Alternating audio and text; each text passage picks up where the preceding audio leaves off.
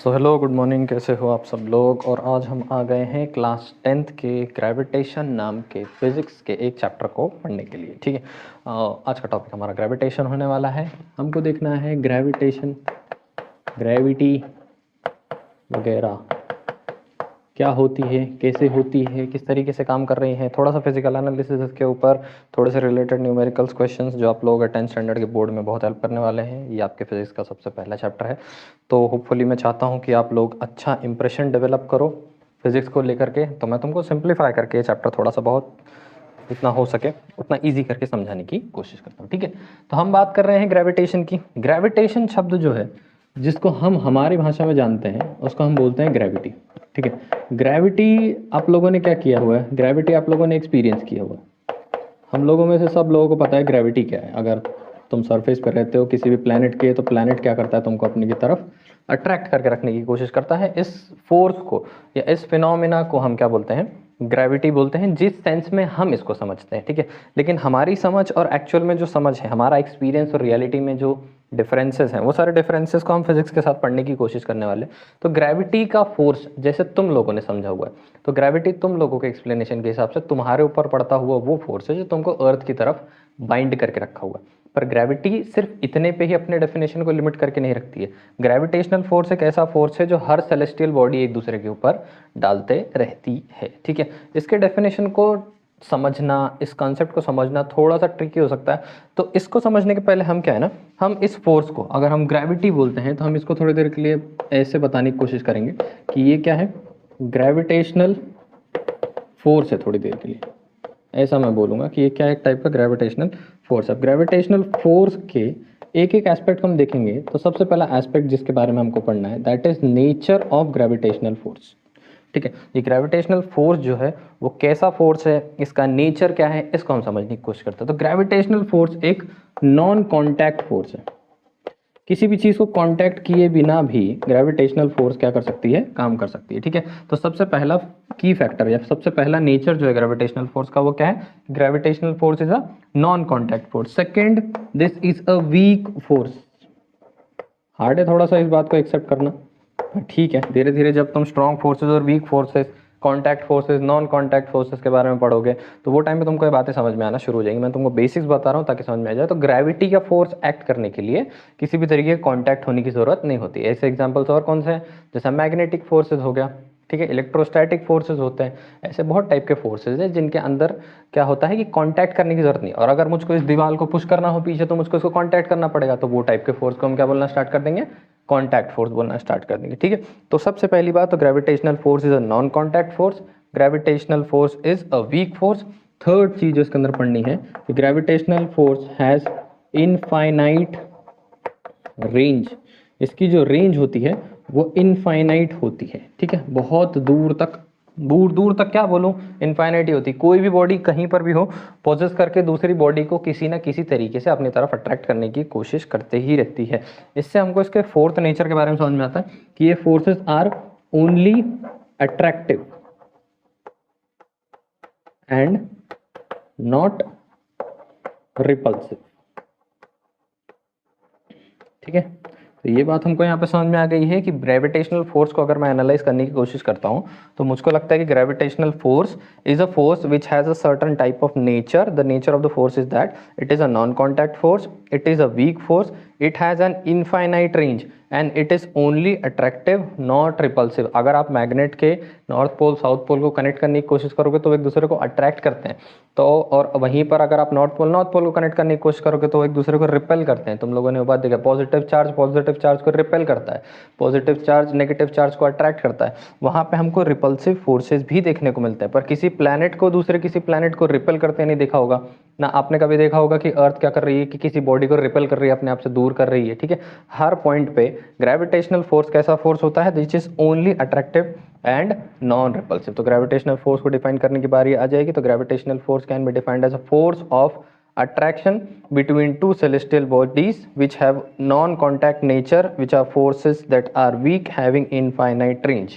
इस तरीके से फैक्टर्स को इस्तेमाल करके भी डेफिनेशंस बन सकते हैं। वैसे डिफाइन करने की इसकी खास कोई ज़रूरत नहीं पड़ती। नेक्स्ट बात हमको समझना है कि इसको डिस्कवर किसने किया था।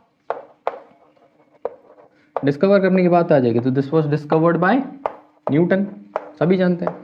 पेड़ पे बैठे थे, पेड़ के नीचे, ऊपर से सेब गिरा और आप लोगों को ग्रेविटी के चैप्टर पढ़ने की ज़रूरत पड़ गई। वैसे न्यूटन के लॉ एक सर्टन अमाउंट ऑफ रेंज तक काम करते हैं, उसके बाद आइंस्टाइंस के लॉ काम करना स्टार्ट कर देते हैं। उसके ऊपर हम बात करेंगे जब हम 11 12 और उसके आगे की बातें करेंगे। तब फिलहाल के लिए तुमको याद रखना है कि सारे के सारे ग्रेविटी जिसको हम जानते हैं वो डिस्कवर किसने किया था? डिस्कवर किया था न्यूटन ने। अब न्यूटन ने इस बात को समझा कि एक प्लैनेट किसी दूसरे प्लैनेट को अपनी तरफ क्या करने की कोशिश करेगा? अट्रैक्ट करने की कोशिश करने वाला है। तो प्लैनेट्स को समझें, किसी भी दो सेलेस्टियल बॉडी बोलना चाहिए मुझको, जो एग्जिस्ट करती हैं ऐसी बॉडीज एक दूसरे को क्या करने की कोशिश कर रहे हैं? अट्रैक्ट करने की कोशिश कर रही हैं। यहाँ से एक छोटा सा लॉ हमको अभी पढ़ना है, इस लॉ को हम बोलना स्टार्ट कर देंगे न्यूटन्स लॉ ऑफ ग्रेविटेशन। हमको जो लॉ पढ़ना है उसका नाम है न्यूटन्स लॉ ऑफ ग्रेविटेशन। अब न्यूटन्स लॉ ऑफ ग्रेविटेशन हमको क्या बताता है?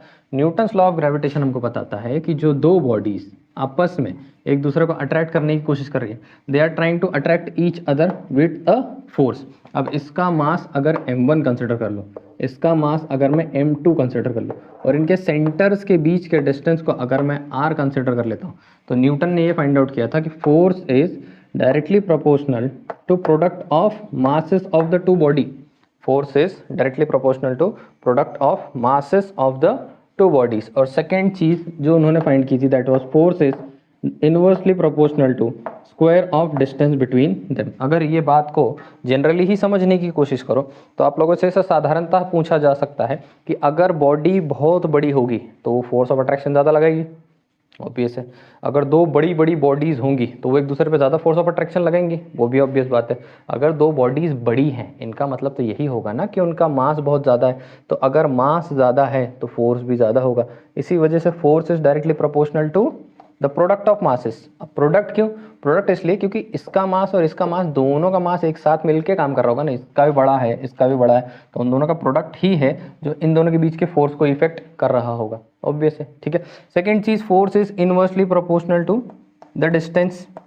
ये जो डिस्टेंस है 1/r², मतलब अगर ये बॉडी जितना दूर होती चली जाएंगी एक दूसरे से, इनके बीच का फोर्स ऑफ अट्रैक्शन उतना ही कम होते चले जाएगा। ये बॉडी जितना नज़दीक आती जाएंगी, इनका फोर्स ऑफ अट्रैक्शन उतना बढ़ेगा। वेरिएशन कैसा है? इनवर्स है। इस वजह से यहाँ पे r² कैसे चले गया है? डिनोमिनेटर में। अगर इन दोनों को मुझको एक साथ मिक्स कर देना हो तो मैं ऐसे लिख सकता हूँ कि force is proportional to m1 m2 upon r²। मैंने इन दोनों को अगर साथ में कर दिया, ये 1 को न्यूमरेटर लगा दिया, ये r² कहाँ चलेगा? डिनोमिनेटर में। अगर ये प्रोपोर्शनलिटी की साइन हटेगी तो इसकी जगह पे क्या आ जाएगा? ग्रेविटेशनल कांस्टेंट आ जाता है m1 m2 अपॉन r²। ठीक है।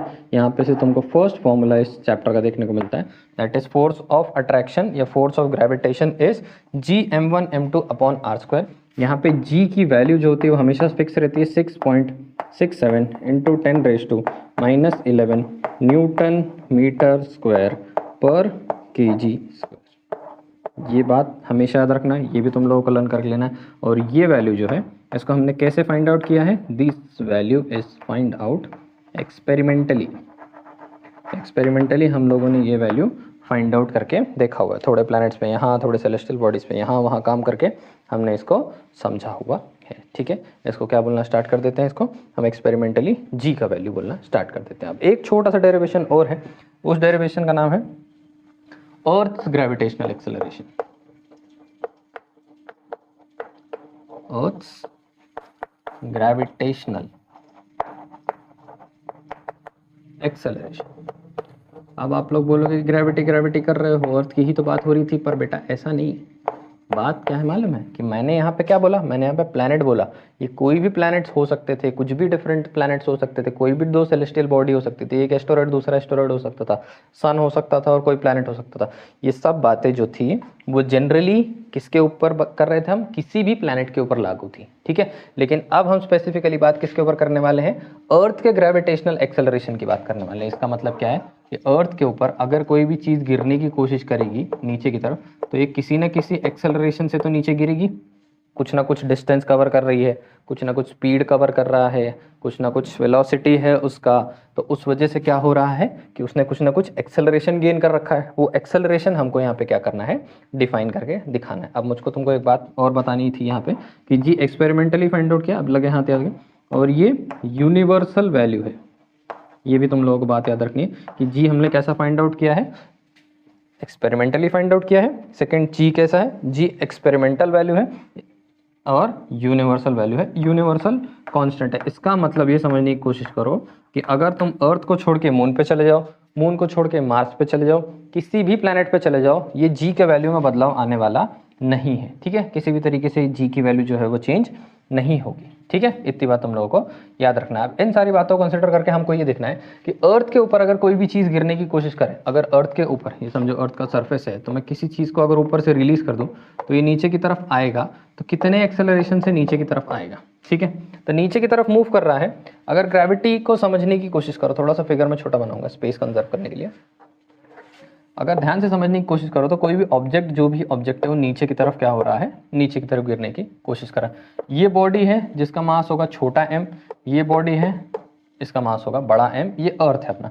अर्थ इसको क्या करने की कोशिश कर रहा है, अट्रैक्ट करने की कोशिश कर रहा है। करेक्ट है, अट्रैक्ट कर रहा होगा तो सर्टन फोर्स से अट्रैक्ट कर रहा होगा। वो फोर्स की वैल्यू क्या हो जाने वाली है, फिर से वही हो जाने वाली है, F is equals to G, capital M is the mass of earth, small m is the mass of the body falling on earth, divided by r का स्क्वायर, या फिर ये r क्या है, basically nothing but the distance between them.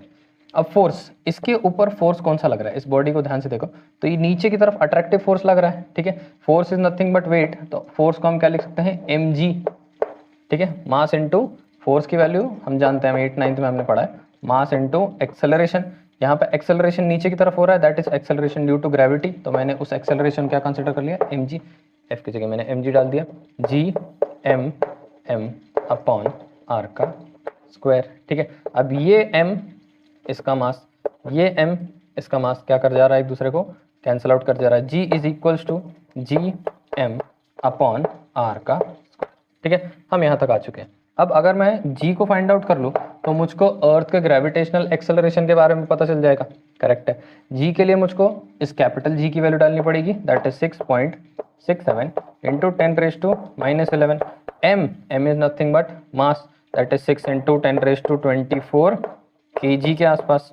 ठीक है, divided by r का square, r क्या है। अब अगर मैं क्या करता हूँ कि ध्यान से समझना, इस कॉन्सेप्ट को बहुत इंपॉर्टेंट है कि अर्थ जो है बहुत बड़ी है।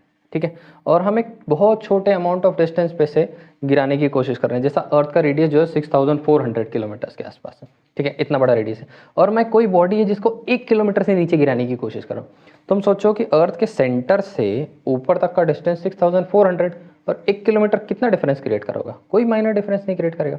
तो मैं वो 1 किलोमीटर को इग्नोर कर सकता हूँ। तो r जो है that is the distance from the centre of the planet, जो अर्थ है हमारी उसके सेंटर से लेकर के उसके सरफेस के नियर तक ही होगा। तो ऑलमोस्ट मैं वहाँ पे रेडियस को कंसिडर कर सकता हूँ, दैट इज 6400 इंटू 10⁻³ मीटर्स। ये सारी वैल्यूज़ को जब मैं सब्सटीट्यूट करूँगा तो मुझको वैल्यू मिलती है 9.77 मीटर स्क्वायर, सॉरी मीटर पर सेकेंड का।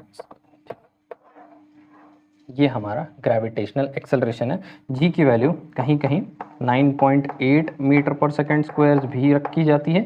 जी की वैल्यू कहीं सिंप्लीफाई करना हो कॉम्प्लिकेशंस को तो 10 रखकर भी क्या कर दी जाती है, सॉल्व कर दिया जाता है। तो ये 3 वैल्यू जो है वो जी के तुम लोगों को यूज़ करने पड़ सकते हैं। ठीक है, इस तरीके से ग्रेविटेशनल एक्सेलरेशन जो है काम कर रहा है अर्थ पे। अभी जी के साथ एक खास बात है, इस जी को समझने की कोशिश करो, ये बहुत इंपॉर्टेंट है और बहुत इंटरेस्टिंग है। इस साइड का पार्ट 2 मिनट के लिए मैं मूव करता हूँ ताकि आप लोग इसको स्क्रीनशॉट मार सको, कॉपी कर सको, जैसा अच्छा लगे वैसा कर सकते हैं। ठीक है, अब बात यहाँ पे क्या आ जाती है, हमने किसके बारे में पढ़ा, हमने जी के बारे में पढ़ा। जी क्या है, G is gravitational acceleration on earth. Earth के ऊपर ग्रेविटी कितना किसी बॉडी को एक्सेलरेट कर सकती है। अगर ये बात हमको समझ में आई है तो एक खास बात और हम लोगों को समझ लेना है कि एक छोटा सा कॉन्सेप्ट और इसके ऊपर रिलेटेड क्वेश्चन 10th स्टैंडर्ड के बोर्ड्स के अंदर बहुत दिखाई देता है, that is variation in value of G. G की वैल्यू जो है वो चेंज भी होती है ये कम ज़्यादा होती है नहीं होती है, वो बात हम लोगों को यहाँ पे समझना है। थोड़ा सा और पेश कर लेता हूँ यूज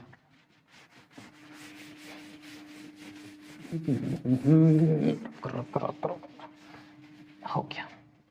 ठीक है, जी की वैल्यू को और समझने की जरूरत है। तो जी का वैल्यू जो है 3 तरीके से चेंज होता है एट सरफेस। ठीक है, सेकंड उसके अंदर चेंज आता है एट हाइट, और थर्ड एट डेप्थ। अब ये कॉन्सेप्ट को समझने के लिए आप लोगों को सबसे पहले समझना पड़ेगा कि एक्चुअली में अर्थ का सरफेस है कैसा। सब लोगों को लगता है कि अर्थ का सरफेस कैसा है, अर्थ का सरफेस जो है परफेक्टली स्फेरिकल है, पर अर्थ का सरफेस जो है वो परफेक्टली स्फेरिकल नहीं है, कुछ थोड़ा सा ऐसा बल्जी है। बीच में से तुम देखोगे ना तो थोड़ा सा क्या हुआ है, बल्ज हुआ है। एक्चुअली में इसको बल्ज नहीं होना चाहिए था, एक्चुअली में इसको ऐसा ऐसा होना चाहिए था, थोड़ा सा स्फेरिकल होना चाहिए था, स्फीयर शेप का होना चाहिए था, पर थोड़ा सा क्या हो जाता है कि बल्जी हो जाता है। ठीक है, इस तरीके से तो अर्थ का सरफेस है। अब सरफेस पे क्या हो जाता है, वैल्यू ऑफ जी जो हम लोगों ने कैलकुलेट किया वो हमको मिला था 9.8 मीटर पर सेकेंड स्क्वायर। तो सरफेस पे जब तुम हो तो सरफेस पे द वैल्यू इज मैक्सिमम। तो एक्सेलरेशन जो हो रहा है, एक्सेलरेशन का वैल्यू जो है वो अर्थ के सरफेस पे कैसा होता है, मैक्सिमम होता है। ठीक है, अब अगर तुम सरफेस पे हो, ये तुम्हारा सरफेस है, तो इसके ऊपर मैक्सिमम है, तो इससे जैसे ही तुम थोड़ी हाइट पे ऊपर उठने की कोशिश करोगे, यहाँ से इधर से हाइट बोलूँगा तो ऐसे, जैसे ही तुम यहाँ पे खड़े हुए हो ना ऐसे अर्थ पे पैर रख के अपने, तो ऐसे जैसे ऊपर की तरफ मूव करने की कोशिश करोगे तो तुरंत क्या होना शुरू हो जाएगा, तुरंत गोज ऑन डिक्रीजिंग। ठीक है, जैसे जैसे तुम ऊपर जाओगे तो तुमको यहाँ पे 9.8 मिलेगा, 9.7, 9.6 ऐसे ऐसे ऐसे ऐसे होते होते होते जब इसके इन्फ्लुएंशियल एरिया से बाहर चले जाओगे तो ऑलमोस्ट इक्वल टू जीरो हो जाने वाला। जीरो हम तो मानते हैं कि ग्रेविटेशनल फोर्स की कोई लिमिट नहीं होती, इस वजह से जीरो जीरो नहीं मानते हम इसको, पर जैसे जैसे तुम हाइट में ऊपर जाने की कोशिश करोगे वैसे वैसे क्या होता जाएगा कि वैल्यू क्या होने लगेगी, डिक्रीज होना स्टार्ट हो जाएगी। सबसे ट्रिकी वैल्यू ऑफ जी को सरफेस पे समझना है, मैक्सिमम हाइट पे समझना है कि जैसे हाइट बढ़ेगी वैसे ही क्या होते चले जा रहा है, इंक्रीज होते चले जा रहा है। लेकिन ट्रिकी कहाँ हो जाता है, थोड़ा सा डेप्थ पे हो जाता है। डेप्थ पे ध्यान से समझने की कोशिश करना। एक्चुअली में शेप जो होना चाहिए था वो स्पेरिकल होना चाहिए था। मैं पूरा स्पीयर बना नहीं पाऊंगा, इतना अच्छा ड्राइंग करनी नहीं आता मुझको, फिजिक्स आता है ड्राइंग नहीं आता। ठीक है, तो इसका सरफेस एक्चुअली में ऐसा होना चाहिए था, ध्यान से देखना। ठीक है, ये बड़ा ही ट्रिकी और इंटरेस्टिंग पार्ट है। इसका सरफेस ऐसा होना चाहिए था, पर इसका सरफेस ऐसा होने के बजाय थोड़ा सा ऐसा है, बल्जी है बाहर की तरफ। मैं जब बोलता हूँ कि सरफेस के ऊपर जी का वैल्यू जो है वो मैक्सिमम होता है, ठीक है, तो यहाँ पे से मैं थोड़ा सा वापस तुमको पीछे लेके जाने वाला हूँ। वहाँ पर ध्यान देना कि जी की वैल्यू जो होती है सरफेस पे मैक्सिमम होती है, तो ये वाला जो सरफेस है इस पॉइंट पे वैल्यू जो है वो कैसी होगी, मैक्सिमम होगी। एक्चुअली में अगर पूरे स्पीयर शेप होता है इसका तो इस पॉइंट पे इसकी वैल्यू कैसी होती, पूरी की पूरी मैक्सिमम होती। पर एक्चुअली में प्रॉब्लम क्या है कि इसका शेप ऐसा तो है नहीं, इसका शेप तो ऐसा है, लेकिन यहाँ पे पोल्स पे, यहाँ जब हम पोल पे आते हैं तो पोल पे क्या हो जाता है कि एक्चुअल स्पीयर का शेप और रियल शेप दोनों क्या हो जाते हैं, कोलाइड हो जाते हैं। तो यहाँ पे जो ग्रेविटी हमको मिलती है वो एक्चुअली में मैक्सिमम मिलती है। तो यहाँ पर हमको थोड़ा सा इस कंसेप्ट को और इम्प्रोवाइज करना पड़ेगा, इसको बताना ज़रूरी था उसके लिए। तो मैक्सिमम और उसके अंदर भी मोर या max at the poles, poles के ऊपर ज़्यादा होती है, and lesser on the equator. अब क्यों इक्वेटर पर लेस हो गई भाई, अब एक्चुअली में उसका शेप कैसा होना चाहिए था, ऐसा होना चाहिए था। पर अगर ऐसा शेप होता और तुम यहाँ से आगे बढ़ने लगते तो क्या होता, तुम हाइट गेन कर रहे हो एक्चुअली में, और जैसे ही हाइट गेन करोगे वैसे जी का वैल्यू क्या होना शुरू हो जाता है, कम हो जाता है। तुमको ऐसा फील होगा ना यहाँ पे वैल्यू जी की ज़्यादा होगी और इस पॉइंट पे वैल्यू जी का एक्चुअली थोड़ा सा कम होने वाला है। ठीक है, तो इस वजह से हमको समझ में आया कि जी का वैल्यू सरफेस पे मैक्सिमम होता है, उसके अंदर में पोल के ऊपर सबसे ज़्यादा एक्सट्रीम मैक्सिमम होता है, और उससे कंपैरेटिवली थोड़ा सा कम होता है इक्वेटर्स पे, इक्वेटर्स के ऊपर थोड़ा सा लेसर होता है कंपेयर टू जी का वैल्यू यहाँ पे थोड़ा सा कम होने वाला है। अब यहाँ पे क्या हो रहा है कि अब हम क्या पढ़ने की कोशिश करें, हम डेप्थ पे पढ़ने की कोशिश करें। अब डेप्थ को समझने के लिए इसी को उल्टा समझने की कोशिश करो। एक्चुअली में तो ये अंदर वाले शेप है नहीं, एक्चुअली में तो उसका शेप कैसा है, ये बाहर वाला शेप है। बाहर वाले शेप में तुम यहाँ पे खड़े हुए हो, ठीक है, इस पॉइंट पे ग्रेविटी मैक्सिमम होनी चाहिए थी, इधर आ गए तो ग्रेविटी क्या हो गई, थोड़ी सी लेस हो गई। तो जैसे ही मैं ऐसा थोड़ा अंदर डीप जाने की कोशिश करूंगा ग्रेविटी क्या हो जाएगी, थोड़ी सी इंक्रीज होना शुरू हो जाएगी। तुमको नहीं लगता, इस पॉइंट पे ध्यान देना, ये स्फीयर एक्चुअली में इस शेप का होना चाहिए, तो इस सरफेस के अलोंग ग्रेविटी मैक्सिमम होनी चाहिए थी, पर ऐसा शेप है नहीं, थोड़ा सा बाहर की तरफ बल्ज्ड है सरफेस, तो इधर मैक्सिमम होनी चाहिए थी। जैसे हाइट गेन किया बाहर की तरफ जाने लगा तो ग्रेविटी क्या हो गई, लेस हो गई। पर एक्चुअली में अर्थ का शेप ये है ही नहीं, एक्चुअली में अर्थ का शेप ही है। तो यहाँ से खड़े होकर के जब थोड़ा खोदने की कोशिश करोगे, अंदर डिग करोगे, तो यहाँ इस पॉइंट तक आते आते ग्रेविटी क्या होती है, इंक्रीज होना शुरू हो जाती है। तो ग्रेविटी का जो फोर्स है, या सॉरी जो acceleration increases up till a certain depth, एक सर्टन अमाउंट ऑफ डेप्थ तक क्या होते जाता है, वो इंक्रीज होते जाता है। और उसके बाद जब इस पॉइंट को हिट करके और अंदर पुश करने की कोशिश करने लगते हो तो starts decreasing beyond the point. जिस भी पॉइंट तक वो इंक्रीज हो रहा था उस पॉइंट के बियॉन्ड क्या होना शुरू हो गया, वो डिक्रीज होना स्टार्ट हो गया है। तो हमको याद रखना है 3 पार्ट की वेरिएशन जो है ग्रेविटेशनल एक्सेलरेशन का, वो कैसा है। वेरिएशन ग्रेविटेशनल एक्सेलरेशन का maximum on the surface, that too more on the poles and lesser on the equator. उसका भी रीजन क्या है, उसका रीजन है अर्थ का ये शेप। अर्थ का शेप कैसा है, थोड़ा सा बम्पी है, बाहर निकला हुआ है, थोड़ा सा बल्जिंग है बाहर की तरफ, ठीक है। ये बल्जी शेप इसके एक्चुअल मैक्सिमम के बाहर चले जाता है, इस वजह से यहाँ पे क्या हो जाती है, थोड़ी सी कम हो जाती है। और यहाँ पे क्या देखो, दोनों सरफेस कोलाइड हो रहे हैं, तो यहाँ पे क्या है, at the poles maximum, at the equators it is less. जैसे ही तुम थोड़ा हाइट गेन करोगे, जैसे सरफेस को छोड़ के दूर जाने की कोशिश करोगे, हाइट गेन करने का मतलब समझो, तो स्पीयर है, स्पीयर के ऊपर क्या हो रहा है कि स्पीयर को छोड़ करके तुम स्पीयर से बाहर जाने की कोशिश कर रहे हो। राउंड स्पीयर है, उसके अंदर हाइट गेन कर रहे हो, तो किसी भी डायरेक्शन में उससे दूर जाओगे, अवे फ्रॉम द सरफेस बोल सकते हैं। एट हाइट बोलो या अवे फ्रॉम द सरफेस बोलो। तो as we go away from the surface it goes on decreasing. और डेप्थ में क्या होता है, until a certain point it goes on increasing. किस पॉइंट तक, जिस पॉइंट तक पोल के रेफरेंस में हम परफेक्टली स्फेरिकल नहीं हो जाते, उस पॉइंट तक, ठीक है। ये बात ध्यान रखना, वो ट्रिकी है बट इंटरेस्टिंग है।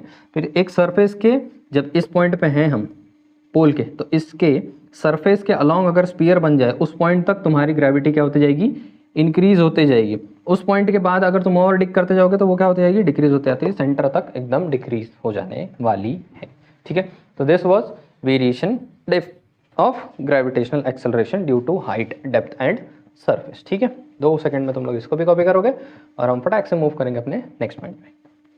तो मैं बहुत फास्ट और सिंक करने की कोशिश कर रहा हूँ, एक ही वीडियो में बहुत सारी चीज़ों को एडजस्ट करूँगा ताकि मिनिमम वॉल्यूम हो, चैप्टर तुम्हारा जल्दी जल्दी कवर हो जाए। इसको तुम रिवीजन की तरह भी इस्तेमाल कर सको, एक्सप्लेनेशन की तरह भी इस्तेमाल करो, सब कुछ कर सको। तो इस पॉइंट तक आज के वीडियो लेक्चर में मैं इतना ही करने वाला हूँ। अब हम इसके बारे में पढ़ने वाले हैं, थोड़ा सा न्यूमेरिकल वगैरह का कंसेप्ट इसके अंदर देखने की कोशिश करेंगे। तो सबसे पहले देख लेते हैं कि हमको पता क्या है।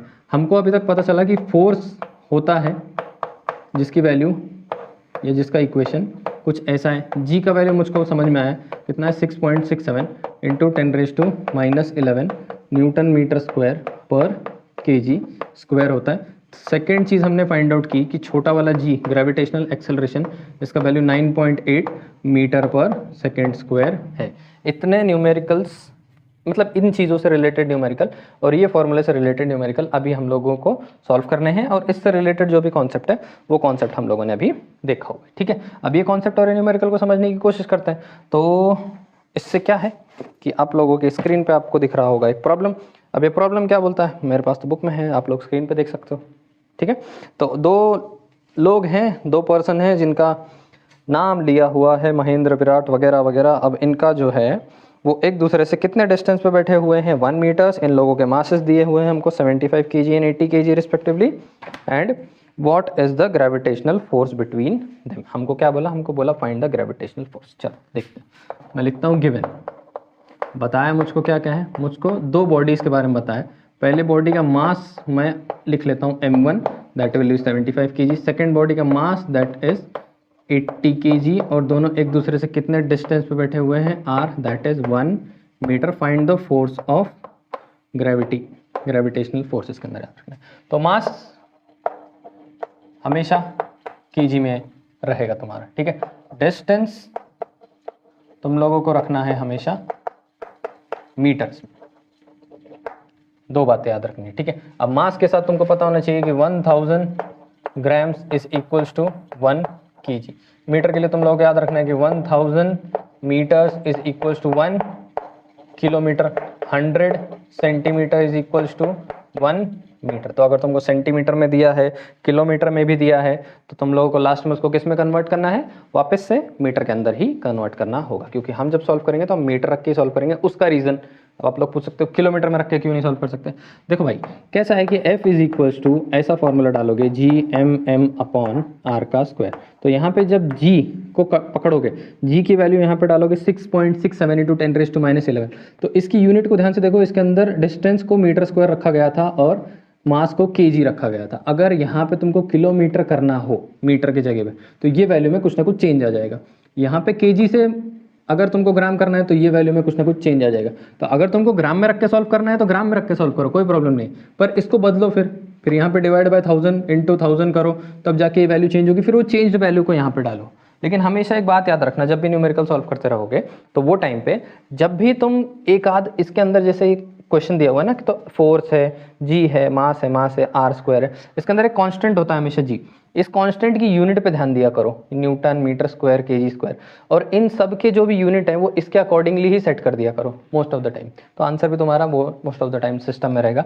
या फिर सीधा सीधा यूज कर सकते हो तुम SI सिस्टम, मास रखो सब केजी के अंदर, डिस्टेंस रखो सब मीटर के अंदर और रख के सॉल्व करना स्टार्ट कर दो। ठीक है, मुझको फोर्स ही फाइंड आउट करने बोल रहा है शायद, तो मैं F फाइंड आउट कर रहा हूँ। जी की वैल्यू मुझको पता है 6.67 इंटू 10⁻⁻11 मल्टीप्लाइड बाय मास, पहला बंदा 75, मास ऑफ द सेकंड पर्सन, यहाँ पे मैं M1 M2 लिख दूँ, इजी समझ में आएगा, M1 M2।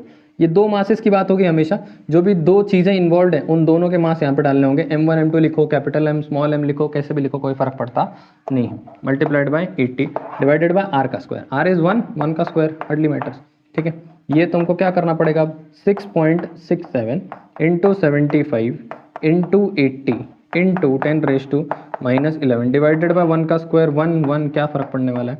इस फोर्स को तुम कैलकुलेट करोगे, ये फोर्स की वैल्यू मिलेगी 4 इंटू 10⁻⁻7 न्यूटन। वैसे मैं इसको सॉल्व करके दिखाऊंगा, ऐसी कोई प्रॉब्लम नहीं है, पर ये बहुत सिंपल है ना। सिर्फ छोटा सा मल्टीप्लिकेशन ही तो करना है, 3 नंबर को मल्टीप्लाई करना है और इस पॉइंट तक तुम लोगों को आना है। अब तुम 10th स्टैंडर्ड में आ गए हो, छोटे बच्चे तो हो नहीं कि मल्टीप्लाई नहीं कर पाओगे, इतना संभाल लो। मुश्किल प्रॉब्लम हम लोग करेंगे, कैलकुलेट भी करेंगे, पर ये तो मल्टीप्लिकेशन है, मल्टीप्लिकेशन देख लो। ठीक है, तो तुम्हारा फोर्स का वैल्यू तुमको मिल गया। This is the gravitational force between two of them. अब मैं तुमको कुछ खास बात बताता हूँ। ये एक बेंच है, ये बेंच के ऊपर ये बंदा बैठा हुआ है और ये बंदा बैठा हुआ है। इन दोनों के बीच का जो ग्रेविटेशनल फोर्स है, इस चीज़ को देखो, 4 इंटू 10⁻⁻7 न्यूटन। ध्यान देना, अब 1 2 3 4 5 6 4.0 न्यूटन। एक्चुअली में अगर मैं लिखने की कोशिश करूं तो इसको मुझको ऐसे लिखना पड़ेगा, 10⁻⁻7 को इस तरीके से मैं बैलेंस करूंगा। तो ये फोर्स है इन लोगों के बीच में, ठीक है, इन दोनों बंदों के बीच में इतना फोर्स है। अब तुम लोग सोचते हो इन दोनों के बीच में फोर्स पड़ रहा है तो ये दोनों एक दूसरे से चिपक क्यों नहीं जा रहे। अब देखो ध्यान से बच्चा, इधर क्या हो रहा है कि ये बंदा बैठा हुआ है, इधर भी बैठा हुआ है आराम से रख के। अब जहाँ पे बैठा है, जहाँ इसकी बॉडी इस बेंच के साथ कॉन्टैक्ट बना रही है, वो कॉन्टैक्ट की साइड के ऊपर कुछ ना कुछ फ्रिक्शन हो रहा होगा। फ्रिक्शन तो समझते हो, कुछ ना कुछ घर्षण हो रहा होगा। फ्रिक्शन जो होता है एक टाइप का फोर्स होता है। अगर कोई भी चीज़ चिपक गई है किसी भी सरफेस पे, तो उसको दूर करने के लिए तुमको क्या करना पड़ेगा, फोर्स लगाना पड़ेगा। तो एक बंदा बैठा हुआ है, दूसरा बंदा बैठा हुआ है, ये दोनों कैसे हैं, बेंच के ऊपर टेके हुए हैं, रेस्ट कर रहे हैं। अब ये दोनों के बीच में जहाँ और बेंचेस के बीच में आपस में क्या हो रहा है, फ्रिक्शन हो रहा है। तो ये दोनों के बीच का फोर्स ऑफ अट्रैक्शन है, वो इतना ज़्यादा स्ट्रांग है नहीं कि इन दोनों को आपस में खींच सके, क्योंकि फोर्स ऑफ फ्रिक्शन जो है दोनों के सरफेस पे वो बहुत ज़्यादा है। तो दोनों जो बेंच पे बैठे हुए हैं उनके बीच में जो फ्रिक्शन हो रहा है, बेंच और उनकी बॉडी के बीच में, वो इतना ज़्यादा है कि ये फोर्स इन दोनों को खींच नहीं पाएगा। इस वजह से दोनों रेस्ट पे ही बैठे रहते हैं, एक दूसरे से नज़दीक नहीं आ पा रहे हैं। ठीक है, इस टाइप के क्वेश्चंस तुमको कुछ वहाँ पे देखने को मिलेंगे। ठीक है, 2 मिनट टाइम लो, कॉपी करो, नेक्स्ट वाले क्वेश्चन की तरफ चलते हैं।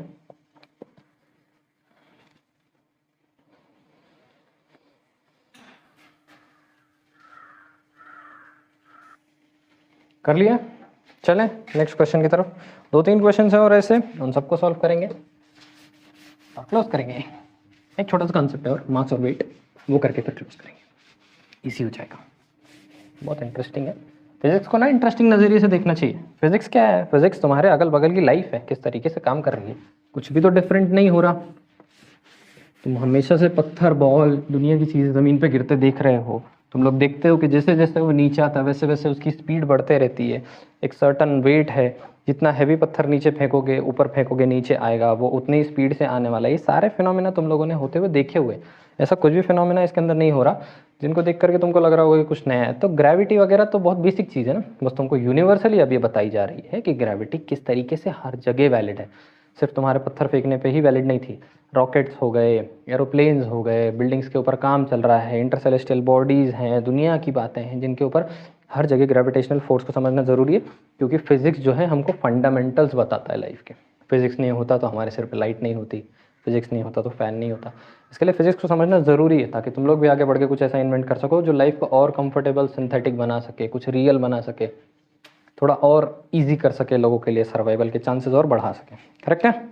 ठीक है, तो देखो नेक्स्ट वाला क्वेश्चन तुम लोगों को दिख रहा होगा अपनी कंप्यूटर स्क्रीन पर। The masses of Earth and Moon are 6 into 10 raised to 24 and 7.4 into 10 raised to 22 kg respectively. The distance between them is 3.84 into 10 raised to 5 kilometers. Calculate the gravitational force of attraction between them. ठीक है, तो mass of Earth तो मैं m small e लिखूंगा, that is 6.4 into 10 raise to 24 kg के आसपास बता होगा। ठीक है, 6 इंटू 24 ले लेते हैं, सिंप्लीफाई किया हुआ 24 kg के आसपास बताया। ठीक है, मास ऑफ मून, मून का मास मुझको बता रहा है, मून का मास है 7.4 into 10 raise to 22, 7.4 into 10 raise to 22 kg के आसपास बता रहा है। इन दोनों के बीच का डिस्टेंस r कंसिडर करो, कहीं कहीं टेक्स्ट बुक्स में तुम्हारे सॉल्यूशंस में d लिखा हुआ होगा, कोई प्रॉब्लम नहीं है। 3.84 इंटू 10 रेज टू कितना बताया, 10 रेज टू 5 किलोमीटर्स। ठीक है, जी की वैल्यू तो कभी बदलती नहीं, जी की value 6.67 into 10 raise to -11 newton meter square पर केजी का स्क्वायर, ऐसे दी हुई है। ठीक है, फोर्स ऑफ अट्रैक्शन तुमको फाइंड आउट करने के लिए बोला हुआ है। करेक्ट है, फोर्स ऑफ अट्रैक्शन हमको फाइंड आउट करना है। अब एक बात को ध्यान से देखो कि हमारी यूनिट को देखना है ध्यान से, हमारी यूनिट में केजी है तो यहाँ पे मास बराबर केजी में है। हमारी यूनिट में फोर्स किस में मिलेगा, आंसर न्यूटन में मिलेगा, तो एफ जो है वो न्यूटन में है बराबर। मीटर स्क्वायर बोल रहा है, यहाँ पे किलोमीटर है। ठीक है, रेडियस थोड़ा सा गड़बड़ कर रहा है, तो रेडियस पे ध्यान देंगे, रेडियस पे ध्यान देंगे। R is 3.84 into 10 raise to 5 kilometer. ठीक है, इतने सारे किलोमीटर हैं। ठीक है, अगर 10 किलोमीटर है तो क्या करना पड़ेगा हमको, अगर समझो, ध्यान देना अभी यहाँ पे 1 किलोमीटर होता तो हम क्या लिख देते उसके जगह पे 1000 मीटर लिख देते, या फिर 1 kilometer is nothing but 10 raise to 3 meter, क्योंकि 1000 को 10 रेज टू 3 लिखा जा सकता है। 1 kilometer is 10 raise to 3 meter, so 2 kilometers will be equal to 2 into 10 raise to 3 meter. Correct है, वैसे ही 3.84 into 10 raise to 5 kilometers will be equal to 3.84 into 10 raise to 5 into 10 raise to 3 meters. जो भी value हमारे kilometre की होती है उसको हम किससे मल्टीप्लाई करते हैं, 10 रेज टू 3 से। तो ये वैल्यू थी हमारी किलोमीटर की, इसको हमने मल्टीप्लाई किया 10 रेज टू 3 से। 10 रेज टू 5 और 10 रेज टू 3 आपस में मल्टीप्लाई हो जाएंगे, आंसर छोड़ देंगे 3.84 into 10 raise to 5 plus 3 8 meter. ये उठा करके मैं यहाँ पे डाल देता हूँ, ये वैल्यू 5 नहीं होनी चाहिए, यहाँ पे अगर 8 कर दिया जाए तो ये किलोमीटर से किस में आ जाएगा, मीटर में आ जाएगा। ठीक है, इस तरीके से हम इसका कन्वर्जन कर सकते हैं। कन्वर्जन तुमको छोटे क्लासेस में सिखाया होता है, पर ऑनलाइन पढ़ने वाला हर बच्चा छोटे क्लासेस को ठीक से अटेंड थोड़ी किया था। कुछ बच्चों ने अच्छे से पढ़ा था, कुछ बच्चे रिवीजन के लिए आए हुए, कुछ बच्चों को समझ भी नहीं आता न्यूमेरिकल क्यों उनसे सॉल्व नहीं होते। मोस्ट ऑफ द टाइम मैं तुमको बताता हूँ न्यूमेरिकल तुमको फॉर्मूला लगाने के बाद भी सॉल्व नहीं होगा, जस्ट बिकॉज तुम यूनिट्स के ऊपर ठीक से ध्यान नहीं देते हो, स्पेसिफिक सिग्निफिकेंट फिगर्स के साथ डील नहीं करते हो ठीक से, इस वजह से। तो पहली चीज़ हमेशा याद रखना है कि जो भी कॉन्स्टेंट है उस कॉन्स्टेंट के अकॉर्डिंगली सब यूनिट्स को स्टेट करना है। कन्वर्जन तुमको आना चाहिए। F is equal to G mass of earth mass of moon divided by square of distance between them. सब कुछ सब्सटीट्यूट करना है। 6.67 into 10 raise to -11 into 6 into 10 raise to 24 into 7.4 into 10 raise to 22 divided by R का square, मतलब 3.84 into 3.84 into 10 raise to 8 into 10 raise to 8। दो बार square है ना, 3.84 into 10 raise to 8, 3.84 into 10 raise to 8। मेरे हिसाब से जब मेरे तरीके से करने की कोशिश करो, सारे नंबर्स को दूर कर लो। 6.67 अलग कर लिया, 6 अलग कर लिया, 7.4 अलग कर लिया, डिवाइडेड बाय 3.84 अलग कर लिया, 3.84 अलग कर लिया, मल्टीप्लाइड बाय सारे 10 के पावर्स अलग करो, 10 raise to -11, 10⁻24 into 10⁻22 divided by 10⁻8 into 10⁻8। ठीक है, अब 10 के पावर को एडजस्ट कर लेते हैं। यहाँ पे देखो 24 और 22, ध्यान देना 24 प्लस 22 हो जाएंगे 46 माइनस 11, 46 में से 11 जाएगा, आंसर दे देगा 35। तो ऊपर बच गया मेरे पास 10⁻35, करेक्ट है। डिवाइडेड बाय 8 प्लस 8 यहाँ पे कितना बन गया है 16, और थोड़ा सिंप्लीफाई कर दोगे तो 35 ऊपर है, 10 10 10 10 10 ऐसे 35 टाइम्स है, 10 10 10 10 ऐसे 16 टाइम्स है, नीचे के 16 ऊपर के 16 को काट देंगे तो 35 में से 16 कट गए, 16 2 32 प्लस 3 16 17 18 19, आंसर छूट रहा है मेरा 10⁻19 के आसपास। ठीक है, तो 10 के पावर मेरे मैनेज हो गए हैं 6.67 into 6 into 7.4 divided by 3.84 multiplied by 3.84। ठीक है, मैं तुम लोगों को सिंप्लीफिकेशन बता रहा हूँ थोड़ा सा इजी करके, ताकि बाद में तुमको तकलीफ ना हो। अब जिन लोगों को डिवाइड करने आता है प्रॉपरली, जिन लोगों को प्रॉपरली डिवाइड करने आता है उन लोगों को कोई प्रॉब्लम नहीं होनी चाहिए, वो लोग तो इसको संभाल ले जाएंगे, इस वैल्यू को सबको संभाल ले जाओगे, डिवाइड कर दोगे, मल्टीप्लाई कर दोगे, आसान हो जाएगा।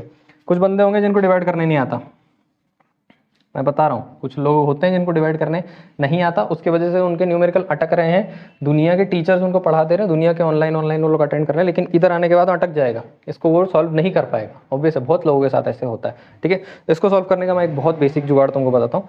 ये जो गिवन पार्ट है ना, इसको मैं रब कर रहा हूँ अभी। ठीक है, जिन लोगों को नहीं आ रहा वो लोग देखो, जिनको आ रहा है वो स्किप मार सकते हैं इसको।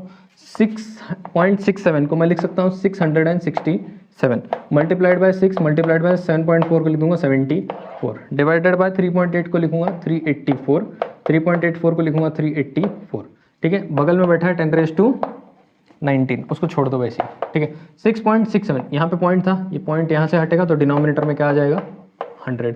7.4 था, ऐसे इधर से पॉइंट हटा तो इसकी वजह से डिनोमिनेटर में क्या आ गया 10। 3.84 था, यहाँ से जब पॉइंट हटा तो इसके डिनोमिनेटर में, डिनोमिनेटर ऊपर कहाँ चलेगा न्यूमरेटर में। 3.84 का सेम हाल फिर से ऊपर चले गया न्यूमरेटर में। 100 ने 100 को काट दिया, 10 ने इसको काटा, ये जाके इसमें जुड़ा, हो गया 10⁻20। 667 into 6 into 74 divided by 384 multiplied by 384। ध्यान देना, यहीं से मैं तुमको कैलकुलेशन की एक जुगाड़ू टेक्निक बताने वाला हूँ, जिसको तुम ही सॉल्व करोगे। मैं एक पॉइंट तक तुमको लाऊंगा और उसके बाद सॉल्व करके नहीं देने वाला। ठीक है, तुम ही सॉल्व करोगे इसको। मैं क्या कर रहा हूँ ध्यान से देखना, इससे इसको, इससे इसको, इससे इसको, किसी को मत काटना, किसी को किसी से डिवाइड करने की कोशिश मत करना। इसको लिख दो 1/384।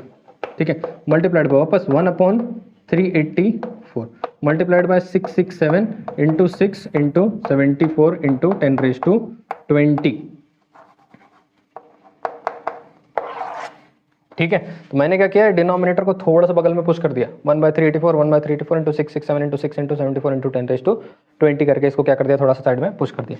अब 10⁻20 है, 20 है, इसमें से मैं 1000 निकालूंगा, मतलब 10⁻3 उसके लिए निकालूंगा, 10⁻3 उसके लिए निकालूंगा। क्यों निकाल रहा हूँ, नहीं तो इधर क्या कर सकते हो। ठीक है, ये पॉइंट को देखो, कितने नंबर है 3, ऊपर मुझको 1000 चाहिए रहेगा, नीचे 2 नंबर होते, मुझको 100 चाहिए होता था। ठीक है, नीचे एक ही नंबर होता, मुझको 10 चाहिए होता। तो 10⁻20 में से मैं 6 निकाल लूँगा तो 10⁻14 बचा, इंटू 10⁻3 इंटू 10⁻3 ऐसे बचा हुआ है। करेक्ट, 10⁻3 क्या बन जाएगा 1000 बन जाएगा, ये 10⁻3 क्या बन जाएगा 1000 बन जाएगा, और 10⁻14 आगे वैसा का वैसा ही बैठा है। मैंने 10⁻20 को इसको 3 भाग में स्प्लिट करें। ये 1000 जो इधर ऐसे लिखो, ये इसके जगह पे आ जाना चाहिए, 1000 इंटू 10⁻14 ऐसे आ जाना चाहिए। उसमें का एक 1000 उठा के मैं इसके ऊपर रख दूंगा तो ये बन जाएगा 1000/384 multiplied by 1000/384 multiplied by 667 multiplied by 6 multiplied by 7 multiplied by 10 सिर्फ क्या बचा है यहाँ पे 14 बचा हुआ है। ठीक है, अब इसको तुम आसानी से सॉल्व कर सकते हो। इधर तुमको क्या करना है, इधर तुमको लिखना है 384 इंटू 1 जो भी आंसर आएगा, 384 इंटू 2, 384 इंटू 3, 384 इंटू 4 कैलकुलेट करना है फटाफट।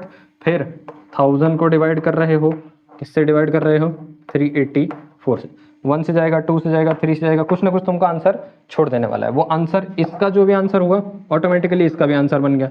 तो यहाँ पे तुमको न्यूमरेटर अपॉन डिनोमिनेटर के डिवीजन से एक आंसर मिलेगा, न्यूमरेटर अपॉन डिवीजन से एक आंसर मिलेगा। ये सारे आंसर आपस में क्या हो जाएंगे मल्टीप्लाई हो जाएंगे। मल्टीप्लाई होने के बाद तुमको वैल्यू छोड़ देने वाले हैं, जो वैल्यू तुमको यहाँ पे मिलने वाली है 2 × 10⁻20 न्यूटन। जब तुम इस वैल्यू को कैलकुलेट करोगे हमको आंसर मिलेगा 2 × 10⁻20 न्यूटन्स के आसपास। ठीक है, इस तरीके के प्रॉब्लम तुमको वहाँ पे देखने को बोर्ड्स वगैरह में मिल सकते हैं। सिंपल है, कुछ मुश्किल नहीं है। पॉज करो वीडियो, क्वेश्चन को ट्राई करो, सॉल्व करने की कोशिश कर लो। मेरे हिसाब से बहुत इंपॉर्टेंट है। अगर आप लोग ये प्रोसेस को सॉल्व कर ले जाते हो तो किसी भी तरीके से आपके जो भी न्यूमेरिकल हैं वो फंसेंगे नहीं। अगर आपको डिवीजन का दूसरा तरीका आता है तो कोई प्रॉब्लम नहीं है, इधर ही से वो तरीका लगा करके आंसर तुम्हारा 2 × 10⁻20 न्यूटन आ जाएगा। बहुत सिंप्लीफाइड है, कुछ मुश्किल नहीं हो रहा है। ठीक है, कॉपी करो, नेक्स्ट कॉन्सेप्ट पे चलते हैं। कर लिया कॉपी? तो कुछ ऐसे क्वेश्चन हमको देखने हैं, इनसे रिलेटेड बहुत सारे क्वेश्चन हैं। तुम सारे क्वेश्चंस को सॉल्व कर सकते हो, देख सकते हो। अब मेरे हिसाब से तुमको थोड़ा बहुत अपने सॉल्यूशंस क्वेश्चंस को देख देख करके सॉल्व करने की कोशिश करनी चाहिए। बहुत सारे न्यूमेरिकल्स की रेंज है इसके ऊपर, वो सारे न्यूमेरिकल्स को प्रैक्टिस करो, खुद से सॉल्व करने की कोशिश करो। सॉल्यूशंस देखो कैसे सॉल्व किए हुए हैं, पहले देखो और फिर से खुद सॉल्व करने की कोशिश करो। थोड़ा सा प्रैक्टिस बिठाओ, सेल्फ स्टडी लगाओ और काम हो जाएगा। ठीक है, तो ये पॉइंट को यहीं पे रोकेंगे और नेक्स्ट कॉन्सेप्ट की तरफ मूव करने की कोशिश करते हैं। नेक्स्ट कॉन्सेप्ट देखते हैं हमारा क्या है। नेक्स्ट कॉन्सेप्ट जिसके बारे में हमको पढ़ना है that is nothing but mass and weight. ठीक है, अब मास और वेट होते क्या हैं, जनरली हमको यही समझना पड़ेगा सबसे पहले। तो मास और वेट को डिफाइन करना पड़ेगा। इनसे रिलेटेड कुछ न्यूमेरिकल और भी हैं, वो भी हमको सॉल्व करने पड़ेंगे। तो ध्यान से देखते हैं मास और वेट के साथ क्या कहानी है। मास जो है that is nothing but amount of matter occupied by a body. Amount of matter occupied by a body. किसी भी बॉडी ने कितना सारा मैटर ऑक्यूपाई करके रखा हुआ है। अब मेरी बॉडी, इसने इतना सारा मैटर ऑक्यूपाई कर रखा है तो इसके पास इतना सारा मास है।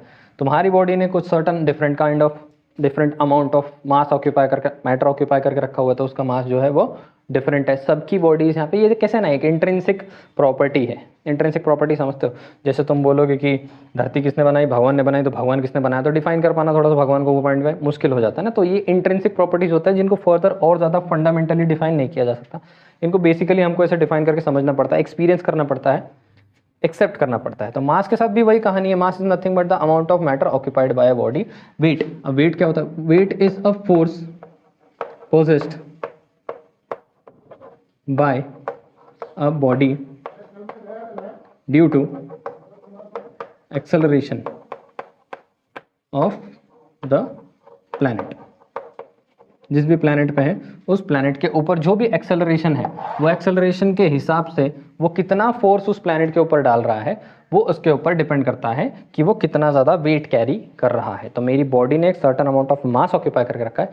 ये मास को नीचे से एक पुल मिल रहा है, तो जितना ज़्यादा पुल मिल रहा है उतना मेरा वेट क्या होने वाला है, ज़्यादा होने वाला है। जितना कम पुल मिलेगा उतना वेट मेरा क्या हो जाएगा, कम हो जाएगा। Weight is nothing but a force. Weight कुछ नहीं होता, वेट क्या होता है, फोर्स होता है। ठीक है, ये कैसा है, ये यूनिवर्सल है। पहली बात, यूनिवर्स में कहीं भी चले जाओगे तुम्हारा मास वही रहने वाला है। यूनिवर्सली सेम, यूनिवर्सली कांस्टेंट कुछ भी लिखा जा सकता है। ठीक है, ये क्या होता है, ये varies, changes by change in acceleration due to gravity. ठीक है, अब ये varies due to acceleration due to gravity. अब वेट जो है उसको हम क्या लिख सकते हैं, weight is nothing but mg। Weight क्या होता है, वेट एक काइंड ऑफ फोर्स है। फोर्स को हम क्या लिख सकते हैं, मास इनटू ग्रेविटी। अब mg, ध्यान से देखो इस फॉर्मूले को, ये तो मास है, ये तो कभी चेंज होता नहीं। मेरा मास इधर भी उतना ही रहेगा जितना मैटर मैंने यहाँ ऑक्यूपाई कर रखा है। मून पे जाऊंगा भी तो इतना ही मैटर ऑक्यूपाई कर रखा है ना। मैटर मेरे बॉडी से कम ज़्यादा तो हो नहीं जाने वाला। ठीक है, तो मैंने जो मास ऑक्यूपाई कर रखा है वो मास कैसा रहने वाला है, हमेशा यूनिवर्सली सेम रहने वाला है। अब तुम यहाँ से फिजिक्स सीख रहे हो, तुमको ऐसा फील हो रहा होगा कि नहीं नहीं वहाँ जाने के बाद कम ज़्यादा हो जाएगा, लाइट फील करूँगा। वो जो लाइटनेस तुम फील कर रहे हो that is your weight, not your मास। वो तुम्हारा मास नहीं है, वो तुम्हारा वेट है। जिसको तुम हैवी और लाइट फील करते हो that is nothing but your weight. ठीक है, तो तुम वहाँ जाओगे तो तुम्हारा वेट कम हो जाएगा। क्यों कम हो जाएगा, क्योंकि वहाँ पे जो ग्रेविटेशनल एक्सेलरेशन होगा, जैसे तुम मून पे चले गए तो वहाँ पे जो ग्रेविटेशनल एक्सेलरेशन होने वाला है वो थोड़ा सा क्या होगा, कम होगा। इस वजह से तुमको वहाँ पे थोड़ा सा लाइट फील होने वाला है। यहाँ पे ग्रेविटेशनल एक्सेलरेशन ज़्यादा है, इसके लिए यहाँ पे तुमको हेवी फील हो रहा है। और किसी प्लैनेट पे जाओगे जिसका ग्रेविटेशनल एक्सेलरेशन ज़्यादा रहेगा तो तुम उसको क्या फील करोगे, थोड़ा ज़्यादा हेवी फील करना वहाँ पे स्टार्ट कर दोगे। यहाँ पे तुम 1 मीटर जंप कर पा रहे हो तो वहाँ पे मून पे जाने के बाद तुम 6 मीटर जंप कर सकते हो, और किसी प्लैनेट पे जाने के बाद शायद 6 इंचेस ही जंप कर पाओ, क्योंकि there is change in gravitational acceleration, the attraction of force, the force of attraction which is pulling you down, जो तुमको फोर्स अट्रैक्शन नीचे खींच रहा है, फोर्स ऑफ अट्रैक्शन वो कम ज़्यादा होने की वजह से, ग्रेविटेशनल एक्सेलरेशन कम ज़्यादा होने की वजह से क्या हो रहा है कि ये चेंज आ रहा है, ठीक है। उसके बाद तुम लोगों को याद रखना है कि मास अर्थ और इसके बीच में 1/6 का रिलेशनशिप चलते रहता है हमेशा मून के बीच में, अर्थ और मून के बीच में, ठीक है। और इनसे रिलेटेड तुमको कुछ न्यूमेरिकल्स देखने को मिलते हैं। अब हमको वही टाइप के न्यूमेरिकल्स के बारे में पढ़ना है, ठीक है। तो इसको रब कर दे रहा हूँ और वो न्यूमेरिकल्स तुमको दिखाने की कोशिश करता हूँ कि किस तरीके से काम करते हैं, ठीक है। तो तुम्हारे स्क्रीन पे फिर से तुमको एक न्यूमेरिकल दिखाई दे रहा होगा।